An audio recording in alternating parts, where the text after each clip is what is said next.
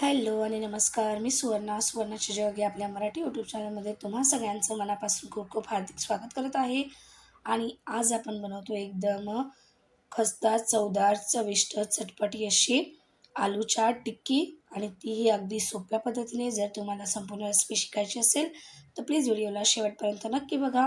चला तर मग रेसिपीला सुरुवात करूया. तर बघा, मी सुरुवातीला 2 ते 3 बटाटे असे व्यवस्थित बॉईल करून घेतलेले आहेत आणि मॅश करून घेतलेले आहेत. आता यामध्ये मी घालते चवीनुसार मीठ. त्यानंतर यामध्ये आपण घालूया धने पावडर अर्धा चमचा, जिरा पावडर अर्धा चमचा. त्यानंतर आपण यामध्ये घालतोय हळद अर्धा चमचा, लाल तिखट घालतोय अर्धा चमचा आणि त्यानंतर यामध्ये मी अर्धा लिंबूचा रस पिळून घेते. तर 1 ते 1.5 चम्मच आहे. त्यामध्ये आपण घालूयात कोथिंबीर.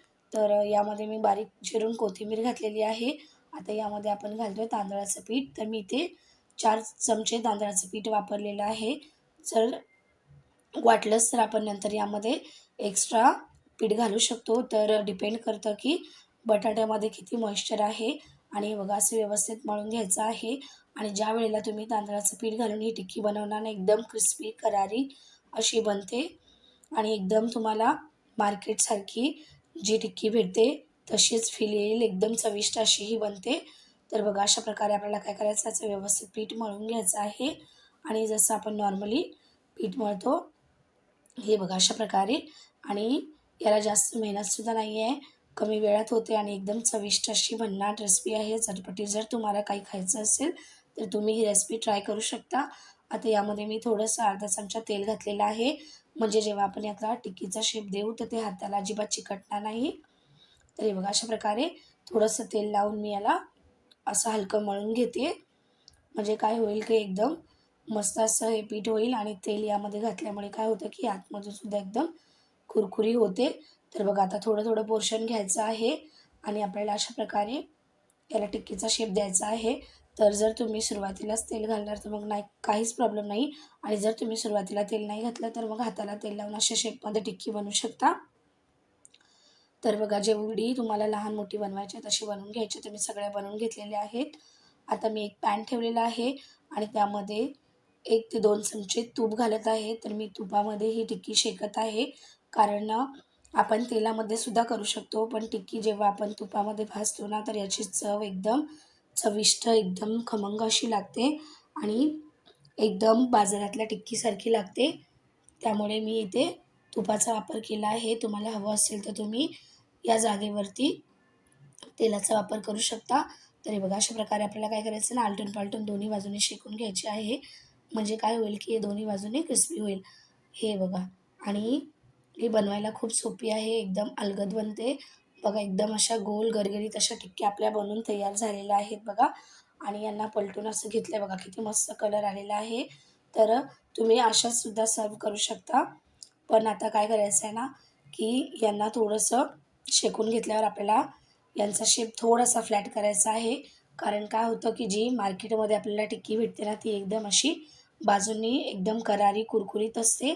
तर ती बनवण्यासाठी आपण काय करतोय बघा, मी एका प्लेटमध्ये काढून घेतलेली आहे आणि ज्याने आपण चपाती शेकतो ना, तर त्याने मी याला प्रेस करून घेते असं.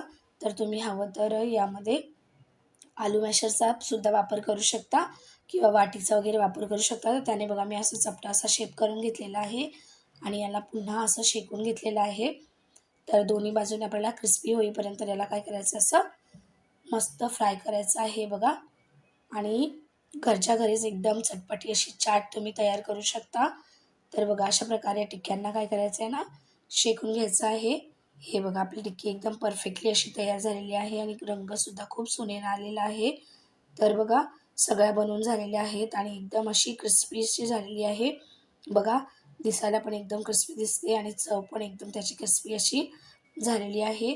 तर आता आपण काय करूयात, यासाठी गोड दही बनवूयात. तर त्यासाठी बघा, मी दही घेतलेलं आहे. तर हे होममेड दही आहे.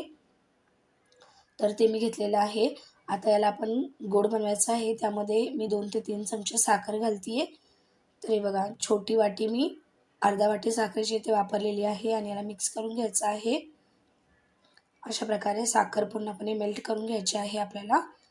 हे बघा. आणि हे गोड दही बनवायला खूप सोपं आहे. तर अगदी पटकन बनतं, याला जास्त वेळसुद्धा लागत नाही. तर आपलं दही एकदम परफेक्टली तयार झालेलं आहे आणि टिक्कीसुद्धा आपली तयार आहे. तर आता आपण काय करूयात, एका प्लेटमध्ये टिक्की काढून घेऊयात सगळ्या आणि त्यावरती दही घालून घेऊयात आणि याची मस्त अशी प्लेटिंग करून घेऊयात. तर बघा असं मी दही घालून घेते, तर तुम्हाला कितपत कमी जास्ती तुम्ही तुमच्या अकॉर्डिंग यावरती दही घालून घेऊ शकता. आता यावरती मी घालते चटणी. तर मी ते चिंचेची चटणी वापरलेली आहे. तर याची रेसिपी आपल्या चॅनलवर उपलब्ध आहे, तर तुम्ही नक्कीच जाऊन चेक करा. मी डिस्क्रिप्शनमध्ये लिंक देईल. आता यामध्ये मी हिरवी चटणीसुद्धा वापरत आहे. याचीसुद्धा रेसिपी आपल्या चॅनलवर उपलब्ध आहे, तर नक्कीच तुम्ही ट्राय करा. आता यामध्ये मी घालते थोडीशी मुगाची डाळ. हे बघा अशा प्रकारे जी मुगाची डाळ आपल्याला भाजलेली भेटते ना, ती फरसाणमध्ये असते ती घातलेली आहे आणि त्यावरती मी घालते थोडीशी आलू शेव. तर आपली चटपटीत अशी एकदम आलू टिक्की तयार झालेली आहे. तर जर तुम्हाला माझी रेसिपी आवडली तर प्लीज व्हिडिओला लाईक करा, शेअर करा, कमेंट करा, सबस्क्राईब करा. माझ्या चॅनलला अशाच सोप्या रेसिपी बघण्यासाठी आणि वेळात वेळ काढून व्हिडिओ बघितल्याबद्दल खूप खूप धन्यवाद. चला तर मग भेटूयात अशाच एका नवीन रेसिपीमध्ये. तोपर्यंत काळजी घ्या. अशाच नवीन रेसिपी ट्राय करत राहा. तोपर्यंत बाय बाय.